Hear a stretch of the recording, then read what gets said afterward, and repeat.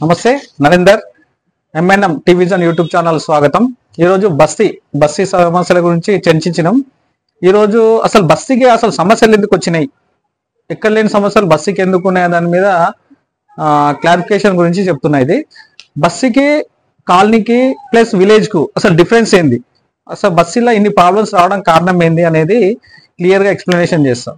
అసలు ఒక బస్సు ఏర్పడాలన్నా, ఒక విలేజ్ ఏర్పడాలన్నా, ఒక కాలనీ ఏర్పడాలన్నా కంపల్సరీ కొన్ని ప్రిన్సిపల్స్ ఉంటాయి. ఒకటి ఏంటంటే ఫ్యూచర్ ప్లాన్ తోటి ఏర్పడే village.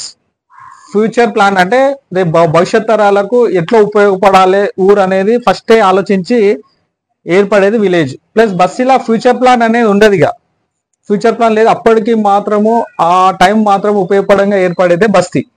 Colony also future plan ఉంటుంది. దానికి ఫ్యూచర్ ప్లాన్ రేపు భవిష్యత్తులో రేపు అన్ని ఫెసిలిటీస్ ఎట్లుండాలనేది ఫ్యూచర్ ప్లాన్ తోటి ఏర్పడితే కాలనీలు. ఒకటి ఏంటంటే కంపల్సరీ ఒక విలేజ్ లో 1000 నుంచి 2000 మంది గడప ఉంటుంది. అయితే ఆ గడపకి ఎన్ని ఫెసిలిటీస్ ఉంటాయో చూద్దాం. 100% ఆ ఊరికి ఒక చెరువు ఉంటుంది, లేకపోతే బాయి ఉంటుంది, ప్రశాంతమైన గుడి ఉంటుంది, ప్రశాంతమైన బడి ఉంటుంది విలేజ్ లో, ప్లస్ ప్లే గ్రౌండ్ ఆట స్థలం అయితే కన్ఫర్మ్, ప్లస్ పార్కు అలాంటి ప్లేస్ కూడా ఉంటుంది. కమ్యూనిటీ హాల్ విలేజ్ లో కంపల్సరీ కమ్యూనిటీ హాల్ అనేది మ్యాండేటరీ. కంపల్సరీ 10 మంది పెద్ద మనుషులు కూర్చొని మాట్లాడుకోవడానికి కమ్యూనిటీ హాల్ 100% ఉంటుంది. ఆరోగ్య కేంద్రం, హాస్పిటల్ దగ్గర, విలేజ్ కి దగ్గర హాస్పిటల్ మాత్రం అది పెట్టుకుంటారు. పచ్చదనం చెట్లు పెంచడం అలాంటివి చేస్తారు అనమాట, గ్రీనరీ. కంపల్సరీ పెంటగడ్డ, విలేజ్ కు పెంటగడ్డ అనేది ఇప్పుడు మనము డంపింగ్ యార్డ్ లెక్క పెంటగడ్డ పెట్టుకుంటారు. ఇంకోటి బొందలగడ్డ. ఇవి కంపల్సరీ ఒక విలేజ్ ఏర్పడాలంటే ఇవన్నీ మ్యాండేట్ గా ఉంటాయి విలేజ్ లా. ప్లస్ బస్తీలా ఇవన్నీ ఒక చెరువు అనేది ట్యాంక్, ఇక చెరువు అయితే ఉండదు బస్తీల దగ్గర, చెరువు ఉండదు, పైప్ లైన్ అయినా ట్యాంక్ అయినా ఉంటుంది. ప్రశాంతమైన గుడి, ప్రశాంతమైన బడి అయితే ఉండే. గుడి వచ్చేసి 20 గజాలలో, 40 గజాలలో, 50 గజాలలో, 100 గజాలలో మాత్రం గుడిలు ఉంటాయి. ప్రశాంతంగా అయితే ఒక 10 మంది కూర్చొని 20 మంది కూర్చునేంత స్టేజ్ కూడా దాదాపుగా కొన్ని బస్తీలల్లో కనీసం 10 మంది కూర్చునే గుడిలు కూడా ఉన్నాయి. కొన్ని బస్తీలల్లో ఒక 20-30 మంది కూర్చునే స్టేజ్ లో కొన్ని గుళ్ళు ఉంటాయి. ఇంకొకటి వచ్చేసి ప్రశాంతమైన బడి అయితే అంగన్వాడీలు ప్రాథమిక కేంద్రాలు తప్ప పెద్ద స్కూళ్ళు కానీ కాలేజీలు కానీ ఉంటాయి. ఎంత ఇలా ఈ బస్తీలలో వచ్చేసి 10,000 నుంచి 20,000 జనాభా ఉంటుంది. ఒక బస్తీలో 10,000 నుంచి 20,000 జనాభా ఉంటుంది. కానీ విలేజ్ లో 1000 నుంచి 2,000 మందికి ఇన్ని ఫెసిలిటీస్ ఉంటాయి. కానీ బస్తీలో మాత్రం 10,000 నుంచి 20,000 ఉండొచ్చు, 50,000 వరకు ఉన్న బస్తీలు కూడా ఉంటాయి. ఇంకోటి ట్యాంక్ పైప్ లైన్ తోటి నడుస్తుంది.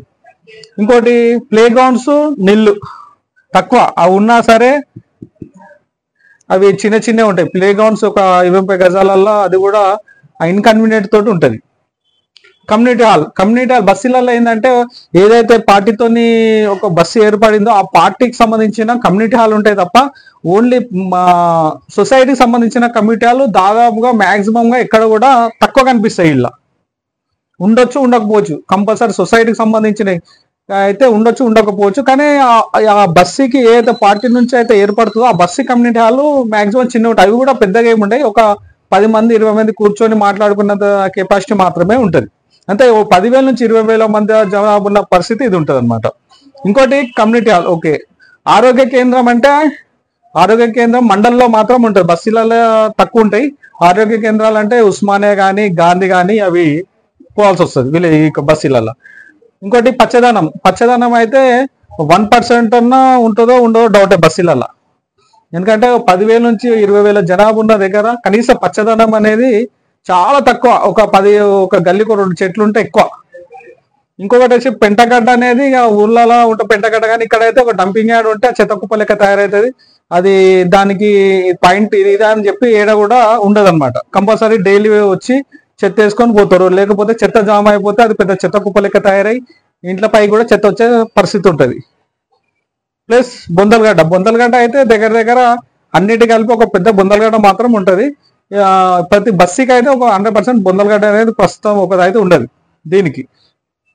ఇక కాలనీ అయితే మాక్సిమం గా 100% అది లేఅవుట్ చేసేటప్పుడే దానికి పార్క్ ప్లేస్, గుడి ప్లేసు, దానికి ఇమ్యూనిటీస్ అన్ని ఉండి గ్రామ పంచాయతీ నుంచి కానీ లేకపోతే హెచ్ఎంఏ నుంచి లేఅవుట్ నుంచి కంపల్సరీ పర్మిషన్స్ ఉంటేనే దానికి అప్రూవల్ వస్తుంది. కాబట్టి కాలనీలో ఇవన్నీ ఫెసిలిటీస్ మ్యాక్సిమం ఉంటాయి. ఓకేనా. అంటే మనకు మెయిన్ బస్తీకి విలేజ్ కు డిఫరెన్స్ ఏంటంటే కాలనీలు అయితే 100% ఇప్పుడు జిహెచ్ఎంసీ అప్రూవల్ నుంచి హెచ్ఎండిఏ నుంచి ప్లస్ గవర్నమెంట్ అన్ని ఫెసిలిటీ ఉంటేనే అప్రూవల్ వస్తాయి. కాబట్టి దానికి అన్ని పార్క్ ఉంటుంది, కమ్యూనిటీ హాల్ ఉంటుంది, గుడికి ప్లేస్ ఉంటుంది, వాళ్ళ పచ్చదనం 100% వాళ్ళ పర్మిషన్ అంటే పచ్చదనం చెట్లు పెంచితేనే గ్రీనరీకి ఉంటేనే వాళ్ళ పర్మిషన్ ఇస్తారు. కాబట్టి అన్ని ఫెసిలిటీస్ వీళ్ళకి ఉంటాయి కాలనీ వాళ్ళకి. బస్సుకి ఏంటంటే ఇవన్నీ ఫెసిలిటీస్ ఉన్నాయి, ఇరకటం ఉంటుంది అనమాట. అసలు బస్సులు ఇంకోటి ఏంటంటే బస్సు ఏర్పడడం మెయిన్ ఏంటంటే మైగ్రెంట్స్ అంటే విలేజ్ నుంచి బతుకుదేరు కోసం వచ్చి, దేశాల నుంచి బతుకుదేరు కోసం వచ్చి టెంపరవరీ నివాసాల కోసం వచ్చి ఉంటారు అనమాట. వాళ్ళకు అప్పటి సిచ్యువేషన్ ఏంటంటే కొన్ని రోజులు ఉండి వెళ్ళిపోతాం కదా, మాకెందుకు ఫెసిలిటీస్ అనే ఉద్దేశంతో అప్పుడున్న పార్టీలు ఏం చేస్తాయంటే కనీసం ఉండడానికి గూడు ఇప్పించాలనే ఉద్దేశంతో 20 గజాలు 30 గజాలు 40 గజాల ఇల్లులు ఇప్పిస్తారు. అప్పుడు ఎలాంటి ఫెసిలిటీస్ అలాంటి ఏం చూడకుండా ఏదో బస్సులు ఏర్పడ్డాయి. కాబట్టి అసలు ఈ బస్సులకు ఇవన్నీ మూల కారణం ఈ ఫ్యూచర్ ప్లానింగ్ అని లేకపోవడం, బస్సులు ఏర్పడ్డాయి కాబట్టి ఇన్ని ఇబ్బందులు అనేవి ఏర్పడుతున్నాయి. ఓకేనా. దయచేసి దీన్ని ప్రతి ఒక్కరు చూసి షేర్ చేయాలి, సబ్స్క్రైబ్ చేయాలి. Thank you. ఇక బస్సు సమస్యల గురించి నెక్స్ట్ వీడియోలో మళ్ళా కంటిన్యూ చేద్దాం. నమస్తే.